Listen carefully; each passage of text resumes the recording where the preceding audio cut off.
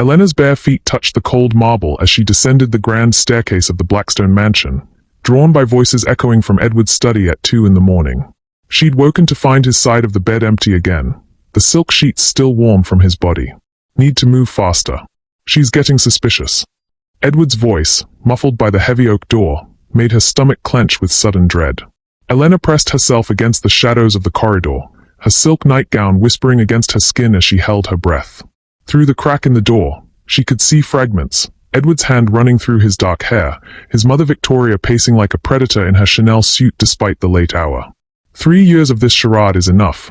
Victoria's voice cut through the silence like a blade. The prenup is ironclad, but we need her gone before she finds out about the Kaiman accounts. If she discovers how much you've really been moving through her charity.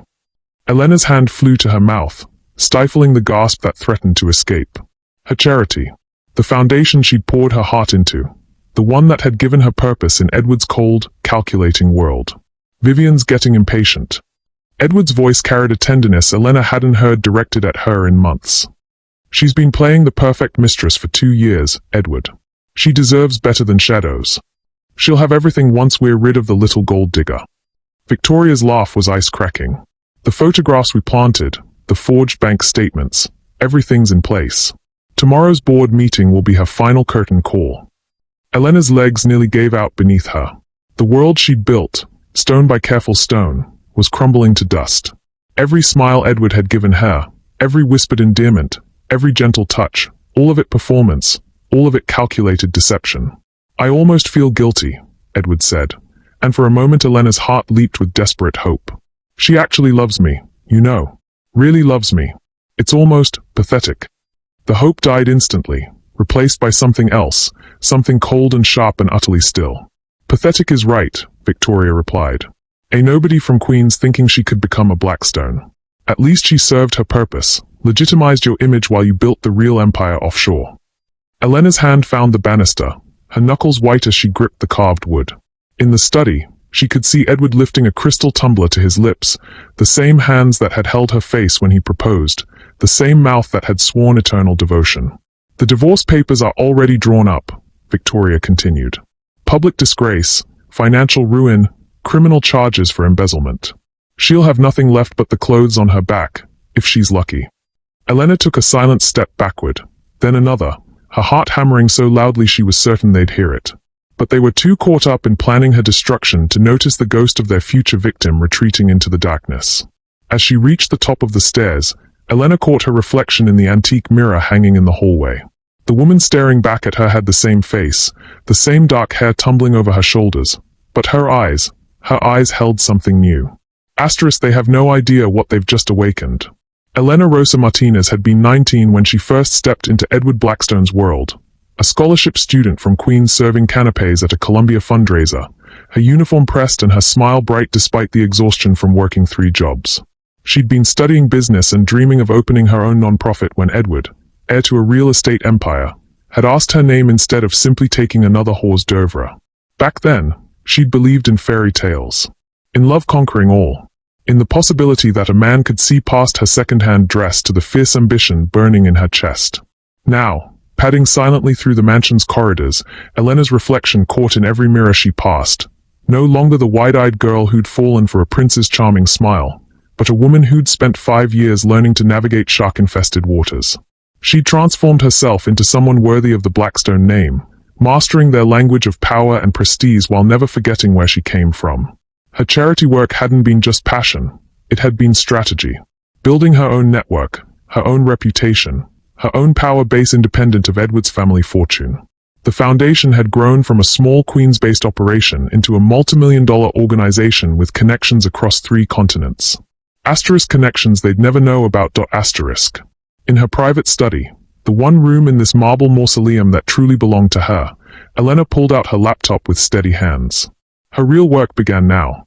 The work they'd never suspected, would never understand.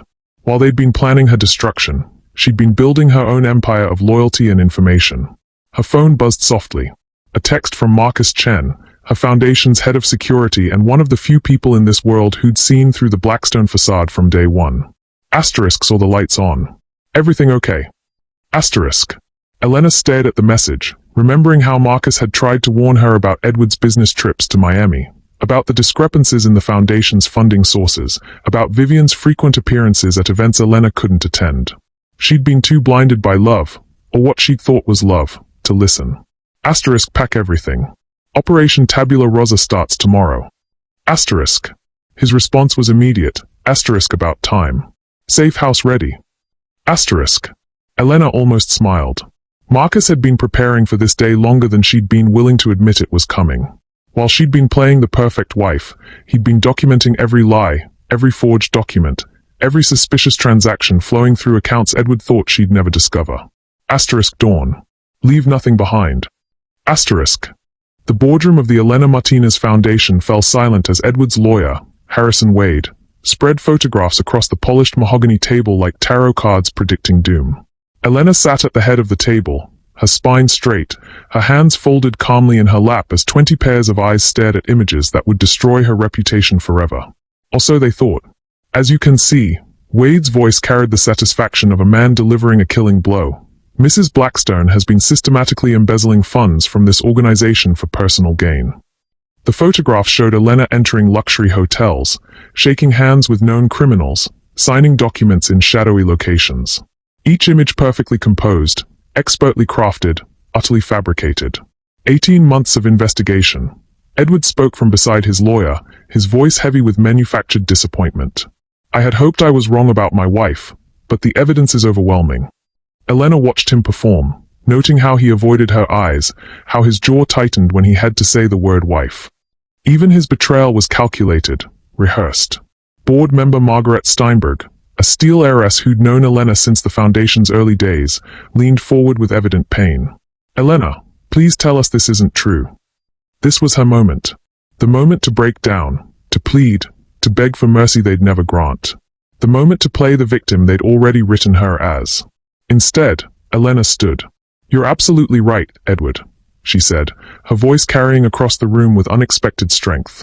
The evidence is overwhelming. Wade blinked, clearly thrown off his script. This wasn't how destroyed women were supposed to react. I've spent the last year documenting every fraudulent transaction, every forged document, every illegal transfer through accounts you thought I'd never discover. Elena's smile was serene, terrifying. The only difference is, I have the originals.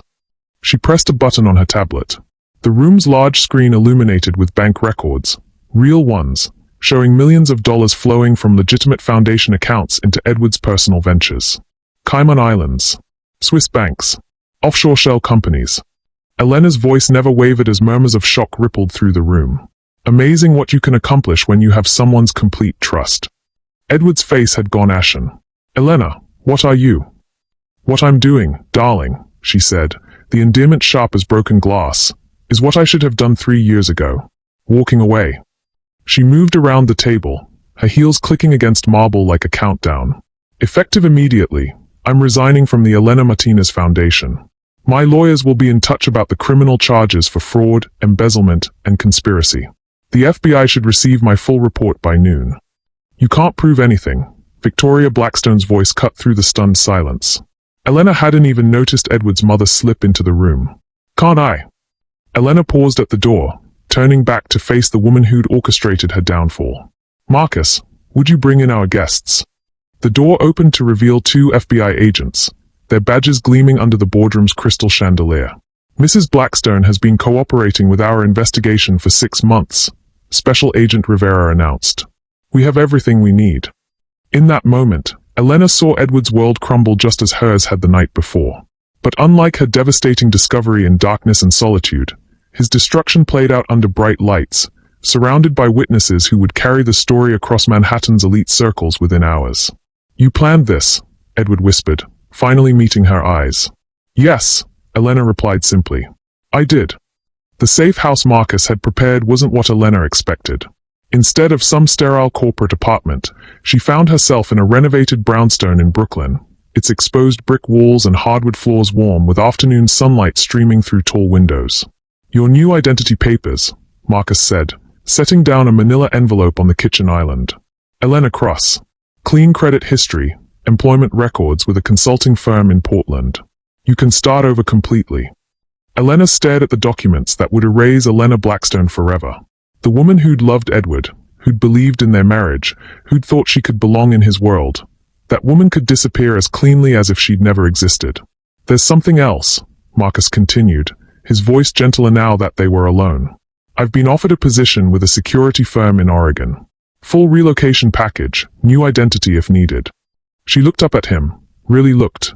Marcus Chen had been in her life for 3 years, hired initially as the foundation's head of security. But somewhere along the way he'd become her closest friend, her confidant, the only person who'd seen through the Blackstone family's manipulations from the beginning. You don't have to run because of me, she said softly. I'm not running from anything. Marcus moved closer, his dark eyes serious. I'm running towards something. Someone, actually. Elena's breath caught. In all the chaos of discovery and revenge and escape, she'd somehow missed what was right in front of her. The way Marcus had always arrived just when she needed him. The way he'd worked 18-hour days to build her case against Edward. The way he was looking at her now, as if she were something precious worth protecting. Marcus. I know the timing is impossible, he said quickly. I know you need time to figure out who you are without him, without all of this. But Elena, I've been watching you fight battles you didn't even know you were fighting for 3 years. I've seen your strength, your intelligence, your heart. And She silenced him with a kiss, soft and tentative and nothing like the calculated passion she'd shared with Edward. This was real. This was choice. This was the first honest moment she'd had in years. When they broke apart, Marcus rested his forehead against hers. Are you sure? I'm sure I want to find out who I really am, Elena whispered. And I'd like to do that with someone who already sees me clearly. The next months unfolded like a slow awakening. Portland welcomed Elena Cross with rain-washed streets and coffee shops tucked into converted Victorian houses. She rented a small apartment in the Pearl District, took consulting work with non-profits, and slowly, carefully, began to remember what it felt like to live without constantly performing for an audience of people who would never truly accept her. Marcus's new firm specialized in corporate security, and within 6 months they were partners in more than just love. Their shared experience with the Blackstone betrayal had taught them to identify corruption others missed, to build unbreachable cases against those who thought themselves untouchable. I got a call from Margaret Steinberg today, Elena told Marcus one evening as they walked along the waterfront, the Willamette River reflecting city lights like scattered stars. How's the foundation recovering? New leadership, completely transparent operations. They want to hire our firm to audit their security protocols. Elena paused, watching a barge drift lazily downstream. She also told me Edward's been trying to find me. Marcus's hand tightened around hers. What did you tell her? That Elena Blackstone is dead, Elena said simply. And that Elena Cross has better things to do than look backward. But even as she spoke the words, Elena felt the familiar stirring of unfinished business. Edward might have lost his business, his reputation, his freedom for a time, but he'd never truly paid for the deeper crime. The years of lies, the systematic destruction of her trust, the casual cruelty with which he'd planned to discard her. Some wounds needed more than time to heal. They needed justice. 2 years after fleeing Manhattan, Elena received the call that changed everything. His getting out. Special Agent Rivera's voice crackled through her secure phone line. Good behavior, connections, expensive lawyers. Edward Blackstone will be free in 6 months.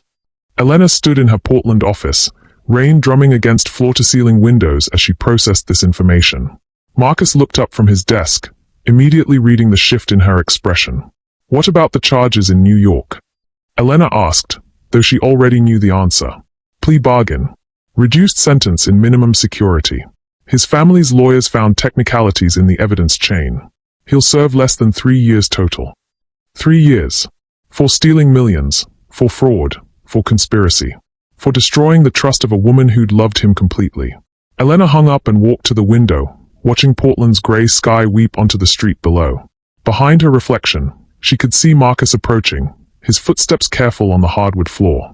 Tell me what you're thinking, he said quietly. I'm thinking, Elena said slowly, that justice and the law aren't the same thing. Marcus's reflection joined hers in the window. Elena, I've built a good life here. We've built a good life. She turned to face him, noting the way concern creased his features. But I can't pretend that man didn't destroy something fundamental in me. I can't pretend he doesn't deserve to face the full consequences of what he did.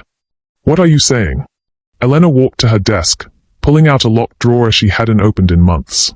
Inside lay a thick file folder marked Blackstone, Phase 2. "I'm saying I never intended my revenge to end with his arrest," she said, opening the folder to reveal photographs, financial records, and detailed plans that made Marcus's eyes widen. Prison was just the beginning. The documents revealed 2 years of careful preparation. Elena had used her new identity and Marcus's security connections to build an elaborate network of information and influence. She'd identified every business partner who'd helped Edward launder money, every family friend who'd participated in her character assassination, every institution that had enabled his crimes. "You've been planning this the entire time," Marcus said, a note of awe creeping into his voice. "Not planning. Preparing." Elena's finger traced a photograph of Vivian Carson, still Edward's mistress, still believing she'd won some great prize. "The question is whether you're with me." Marcus was quiet for a long moment, studying the intricate web of connections and consequences Elena had mapped out. When he finally spoke, his voice held something she'd never heard before, not just love, but partnership in its truest form. "What do you need me to do?" Elena's smile held shadows of the woman she'd been and promises of who she was becoming. "Help me give Edward Blackstone the homecoming he deserves." The call came at 3 in the morning, 6 months later. "Elena, you need to see the news." Margaret Steinberg's voice was tight with shock. Elena fumbled for the television remote, Marcus stirring beside her in their Portland bedroom. The screen flickered to life, showing a CNN breaking news banner. "Elena Martinez Foundation scandal deepens. New evidence implicates missing widow." Her blood turned to ice as she watched fabricated security footage of herself, or someone who looked remarkably like her, entering a Swiss bank in Zurich. The timestamp showed 3 days ago, when Elena had been in Seattle consulting for a tech company's nonprofit arm. Sources close to the investigation suggest Mrs. Blackstone may have faked her own death to escape prosecution for embezzling over $50 million from her children's charity. Elena muted the television, her hands trembling. On screen, a familiar face appeared, Harrison Wade, Edward's lawyer, speaking to reporters with grave authority. "My client has always maintained his ex-wife was the mastermind behind the foundation's financial irregularities. This new evidence sadly confirms our worst fears about Elena Blackstone's true character." "How?" Marcus was fully awake now, pulling on clothes as Elena stared at the screen in numb shock. "The bank records, the security footage, it's impossible. We've been so careful." Elena's phone rang again. Agent Rivera's number flashed on the screen. "Don't answer," Marcus said quickly. "Elena, we need to leave. Now." But she was already swiping to accept the call, some reckless part of her needing to hear how deep this betrayal ran. "Mrs. Cross." Rivera's voice was cold, professional, nothing like the ally she'd been for 2 years. "Or should I say Mrs. Blackstone?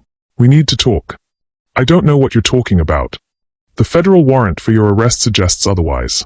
Swiss authorities have confirmed the account activity. We're tracing your movements now." Elena closed her eyes, feeling the trap closing around her just as it had 3 years ago. But this time was different. This time she understood the game. "Agent Rivera," she said calmly, "how much did they pay you?" The silence on the other end told her everything. "Elena, what are you doing?" Marcus hissed, but she held up a hand for silence.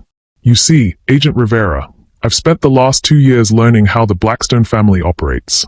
They don't just destroy their enemies, they corrupt the very systems meant to protect people like me. How long have you been feeding them information about my case?" "I don't know what you're implying."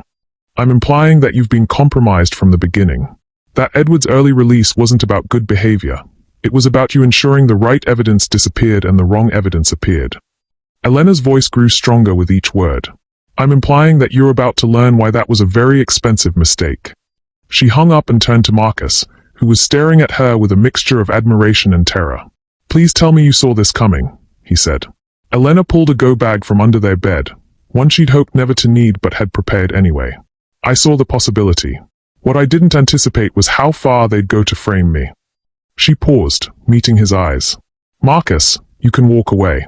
Right now. You can disappear into your new life and pretend you never knew Elena Blackstone." Marcus's response was to pull his own go bag from the closet. "Where are we going?" he asked. Elena smiled, and for the first time since the phone rang, it reached her eyes. "To finish what I started." The warehouse in industrial Queens looked abandoned from the outside, Broken windows, rust-stained walls, weeds growing through cracked concrete. Inside, Elena had spent the last 6 months of her exile building something extraordinary, a war room that would have impressed any intelligence agency. Multiple screens displayed real-time feeds from security cameras across Manhattan. Financial data streamed across monitors, tracking every transaction, every phone call, every movement of the people who'd tried to destroy her twice. "Welcome to the real Elena Martinez Foundation," Elena told Marcus as they entered through a hidden passage. The one they never knew existed. Marcus whistled low, taking in the sophisticated surveillance setup. "How long have you been planning this?" "Since the night I overheard them plotting my first destruction." Elena moved to the central command station, her fingers flying over keyboards with practiced efficiency. "I realized that to beat people who control systems, you have to build better systems." She pulled up a file labeled Operation Phoenix. The screen filled with intricate flowcharts showing connections between Edward, his family, corrupt FBI agents, Swiss bankers, and a network of accomplices spanning 3 countries. Every person who participated in framing me. Every transaction they thought was hidden. Every lie they told under oath. Elena's voice was calm, almost conversational. "I've been documenting it all." "Elena," Marcus said carefully, "what exactly are you planning?" She turned to face him, and he saw something in her eyes he'd never seen before. Not anger, not revenge, but pure, crystalline justice. "I'm planning to give them exactly what they gave me. Complete and total exposure." She gestured to another screen showing social media analytics, news feeds, stock prices. "In approximately 6 hours, every major news outlet in 3 countries is going to receive the complete Edward Blackstone files.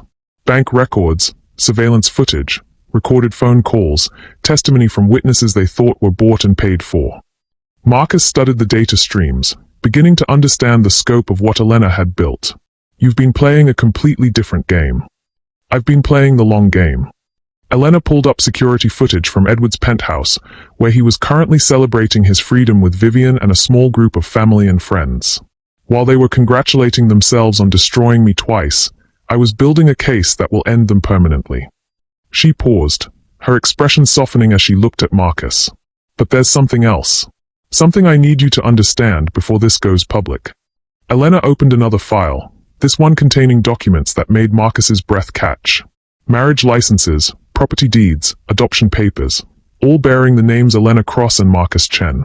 "While we were falling in love in Portland, I was also making sure that when this moment came, we'd be legally protected. Everything we built together is real, Marcus. Our life together is real. But I needed to make sure Edward could never touch it." Marcus reached for her hands, finding them steady and warm despite the chaos surrounding them. "Are you sure about this?" he asked. "Once this goes live, there's no going back. Elena Blackstone and Elena Cross both disappear forever."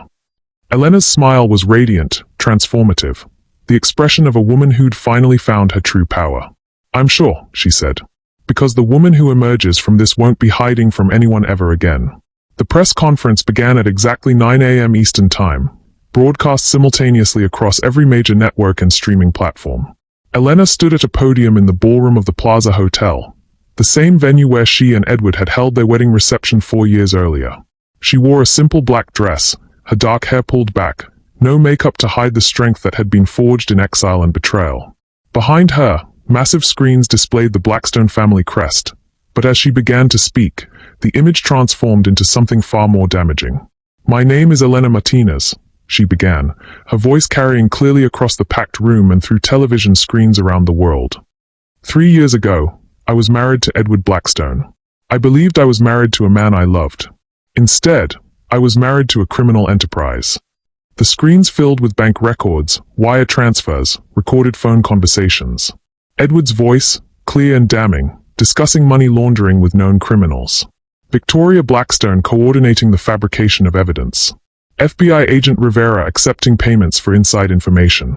Today, I'm presenting evidence of the largest charity fraud scheme in U.S. history, involving corrupt federal agents, international money laundering, and a conspiracy that reaches into the highest levels of Manhattan society. In his penthouse 20 blocks away, Edward Blackstone watched his world implode on live television. Vivian stood beside him, her face pale as Elena methodically destroyed every lie they'd built their relationship on. "She's alive," Vivian whispered. "How is she alive?" Edward's phone rang, his lawyer, his mother, his business partners, all calling with the same panicked questions.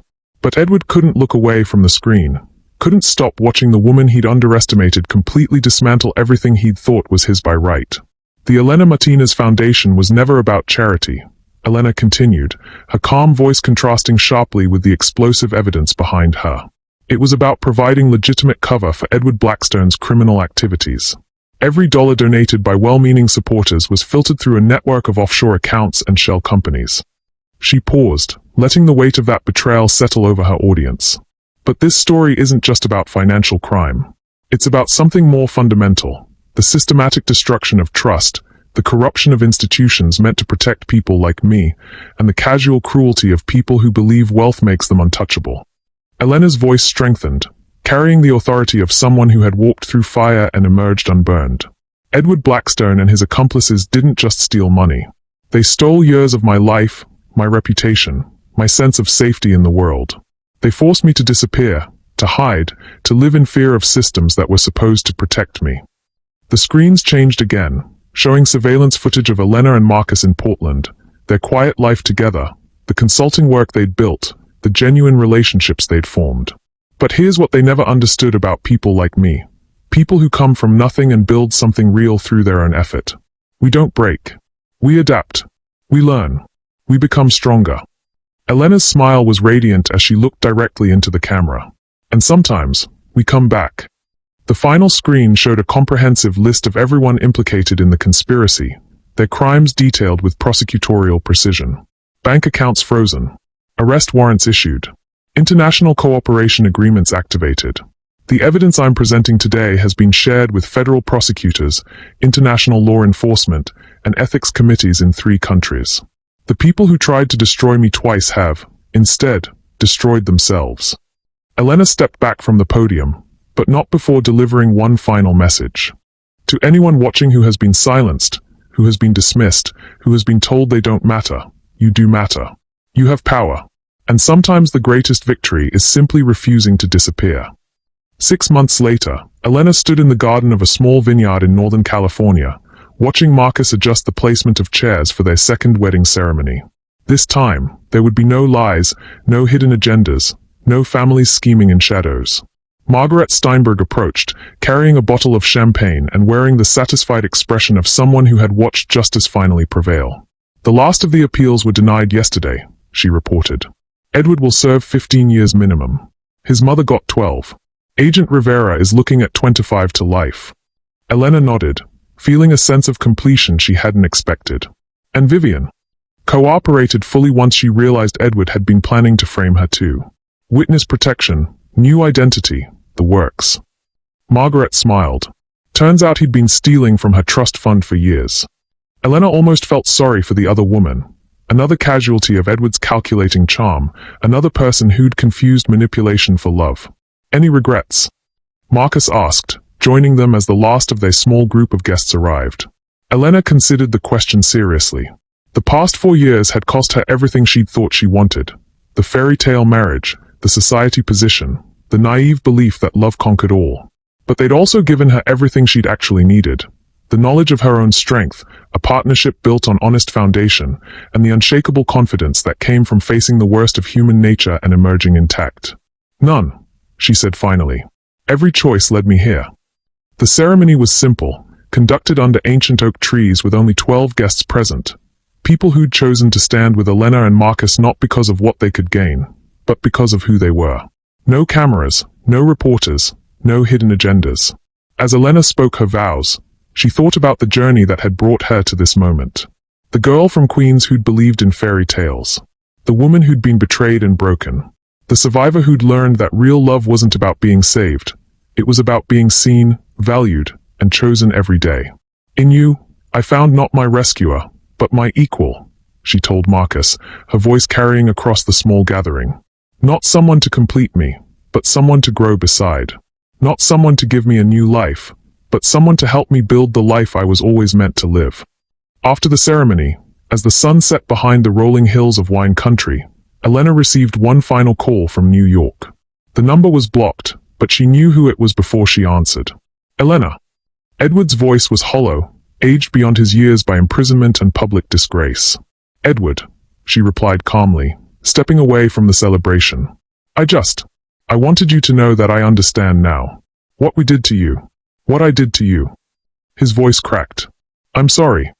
Elena watched her new husband laughing with their friends, watched the life they'd built together unfold in warm golden light.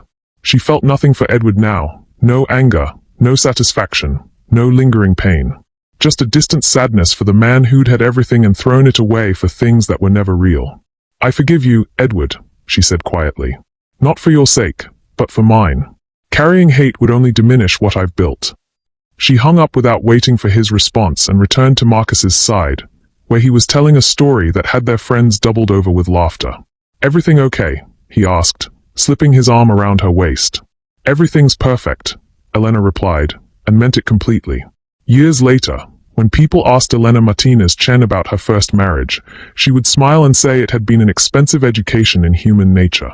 When they asked about her successful security consulting firm, her happy marriage, her quiet philanthropic work that helped other victims of financial fraud, she would simply say she'd learned to build her life on things that couldn't be taken away by other people's choices.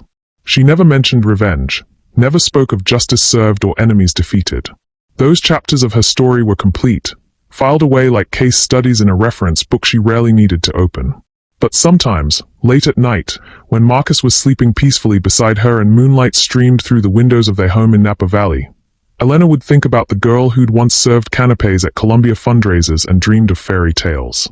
She would think about the woman who'd stood in a marble corridor and overheard her life being destroyed, who'd made the choice to fight back rather than disappear. And she would smile, knowing that the greatest revenge against those who'd tried to erase her had been the simple, radical act of refusing to be erased. Elena Martinez had learned to love herself enough to demand better. Everything else had followed naturally from that single, transformative realization.